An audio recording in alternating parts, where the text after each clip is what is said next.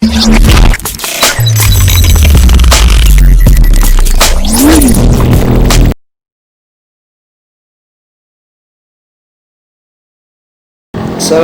warahmatullahi wabarakatuh. Nama saya Ahmad Ikromi, NPM 1821020503. Di sini saya akan menjelaskan pemeriksaan gugatan di persidangan dengan mata kuliah Hukum Acara Perdata dan Peradilan Agama yang diampu oleh Bapak Herpin Yogi Pradikta. Dan di sini saya akan menjelaskan pendaftaran pengadilan. Sesuai asas, hakim bersifat menunggu.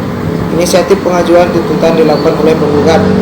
Tindakan pertama yang harus dilakukan adalah mendaftarkan gugatannya di Paniteraan Pengadilan Negeri dengan memperhatikan kompetensi relatif pengadilan negeri yang bersangkutan.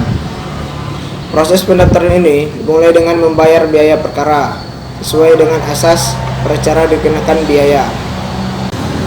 Ketua Majelis Hakim menentukan hari dan tanggal persidangan serta memerintahkan pemanggilan kedua belah pihak yang perkara supaya hadir di persidangan yang telah ditetapkan, disertai saksi-saksi yang mereka kehendaki untuk diperiksa dan membawa segala surat keterangan yang akan dipergunakan. Apabila yang dipanggil bertempat tinggal di luar wilayah hukum, pengadilan negeri yang memeriksa perkara yang bersangkutan, pengadilan dilakukan oleh ketua pengadilan negeri yang wilayah hukumnya meliputi tempat tinggal orang yang dipanggil tersebut. Dan yang kedua, di sini putusan karena tidak hadir pada sidang pertama.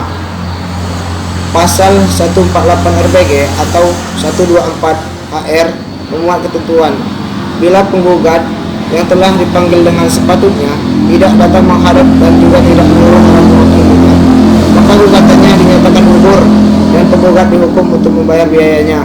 Namun pada PS 150 RBG atau PS 126 HR masih memberi kelonggaran kepada majelis hakim untuk tidak menjatuhkan putusan pada persidangan pertama dan untuk memerintahkan jurusita memanggil penggugat sekali lagi untuk hadir dan juga memanggil pihak yang sebelumnya telah hadir tergugat untuk menghadapi lagi pada hari persidangan berikutnya yang telah ditetapkan untuk itu. Penggugat dipanggil kedua kalinya dan ternyata penggugat tidak hadir pula pada persidangan yang telah ditetapkan tersebut, hakim akan menjatuhkan putusan menggugurkan gugatan penggugat dan menghukum tergugat membayar biaya perkara. Dan yang ketiga itu upaya perdamaian. Pasal 15 RBG atau 130 HR antara lain menentukan bila pada hari yang telah ditentukan para pihak datang menghadap, maka pengadilan negeri dengan perkara kedua berusaha mendamaikannya. 2. Bila dicapai perdamaian, maka dalam sidang itu juga dibuatkan suatu akta para pihak dihukum untuk menaati perjanjian yang telah dibuat, dan akta itu mempunyai kekuatan serta dilaksanakan seperti suatu surat keputusan biasa. Dan yang ketiga, terhadap suatu keputusan tetap semacam itu tidak dapat diajukan banding. Putusan perdamaian mempunyai arti sangat baik bagi masyarakat pada umumnya dan khususnya bagi orang yang mencari keadilan. Apabila perdamaian tidak dapat dicapai, maka proses pemeriksaan akan dilanjutkan dengan tahap jawab-menjawab, pembuktian, kesimpulan, dan putusan pengadilan. Dan yang keempat, jawaban eksepsi. Tidak ada ketentuan yang mewajibkan tergugat memberikan jawaban. Namun jawaban ini sangat penting bagi tergugat, karena apabila tergugat tidak memberi jawaban, tergugat harus menyadari ia harus memikul akibat dari sikapnya.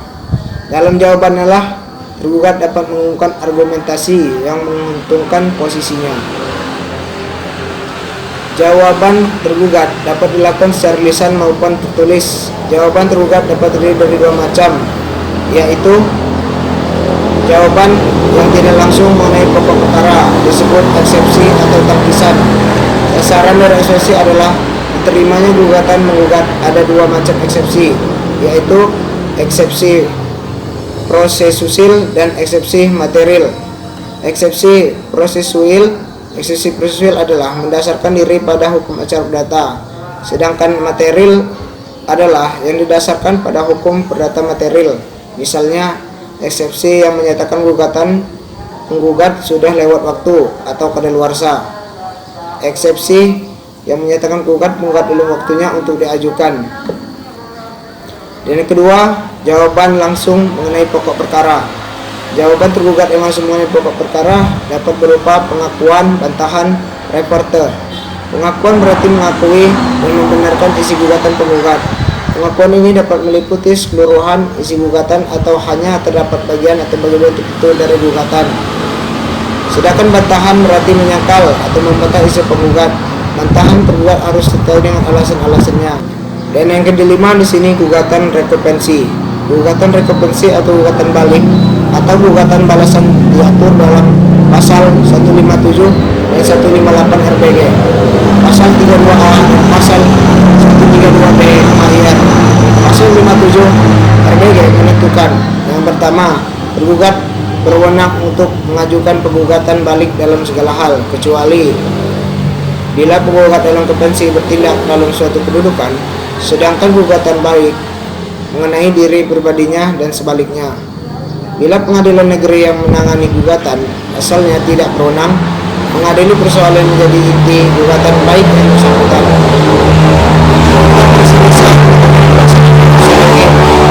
Yang kedua itu, jika dalam tingkat pertama tidak diajukan gugatan balik, maka hal itu tidak memungkinkan dalam tindak banding.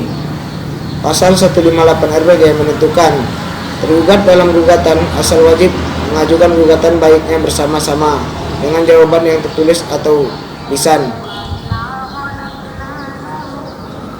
Peraturan dalam bab ini berlaku untuk gugatan baik. Kedua perkara diperiksa bersama dan diputus dengan satu keputusan, kecuali bila hakim memandang perlu untuk memutus perkara yang satu lebih dahulu daripada yang lainnya. D. Diperoleh pemeriksaan tingkat banding bila tuntutan dan gugatan asal ditambah dengan nilai gugatan balik melebihi wewenang hakim untuk memutus dalam tingkat akhir. Dari ketentuan pasal 157 dan 156 RPG, pasal 13A dan 132 BHR menjadi jelas bahwa dimungkinkan dua gugatan diperiksa secara bersamaan dalam waktu yang sama, di tempat yang sama, oleh majelis hakim yang sama dan diputus dalam suatu putusan pengadilan. Walaupun dalam praktek pertimbangan hukum, dalam rekopensi diuraikan secara terpisah dan pertimbangan hukum dalam rekopensi. Kenyataan ini dapat diperlancar jalannya proses persidangan karena dua gugatan diperiksa dalam waktu dan tempat yang sama dan oleh hakim yang sama. Sekian penjelasan dari saya. Apabila ada salah kata, saya mohon maaf. Kepada Allah saya mohon maaf. Wabillahi taufiq wal hidayah. Assalamualaikum warahmatullahi wabarakatuh. Yakinkan dengan iman, usahakan dengan ilmu, sampai ke dengan aman. Ya kusa.